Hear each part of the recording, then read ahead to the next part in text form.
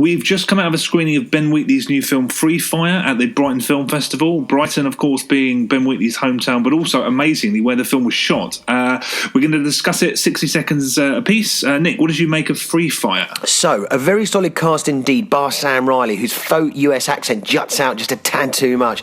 Wheatley stalwart Michael Smiley always brings his A-game, the other standout being Sharto Copley, who is superb. He's where all the film's best quips come from. With Ben Wheatley at the helm, you get a film that looks fantastic, is cut super slickly and authentically oozes the 70s, has an excellent soundtrack and really inventive sound design. Every gun seems to sound unique. There is at times Looney Tune levels of action with a bullet count to rival vintage John Woo. However, even at a tight 90 minutes, it feels saggy. The constant repetition of close-quarter gunplay with characters endlessly crawling injured starts to drain.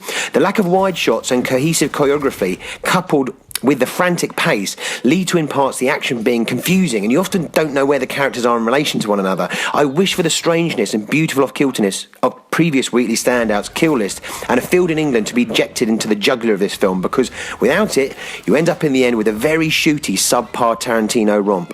Cool. So, Chet, what do you think? Well, this is Ben Wheatley's first action film, and while I did enjoy it quite a bit, I expected a hell of a lot more from it. First of all, I have described films in the past as being plotless, but this really has no plot. It's just wisecracks and gunfire, but it never quite goes far enough. For a brazen genre film, it holds back when it shouldn't do. The violence is bland and repetitive when it should be visceral and really attention-grabbing. Also, Ben Wheatley completely avoids wide shots, so any potential suspense evaporates because you're never totally sure of where everyone is in that room at any one time. The cast are all superb, but Sharto Copley steals the show. He hits it just right. He's almost OTT. He has all the best lines, and when he was central, he set a brilliant tone that I wish was maintained throughout the whole film.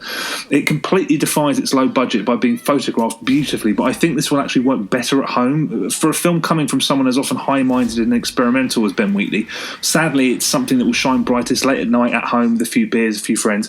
I did enjoy it. There are laughs to be had, and it's nice to spend time with great actors doing good work, but I wanted more. It's a quintessential 3-star film, I think. That was our 2-minute review of Free Fire, which is out on general release next year.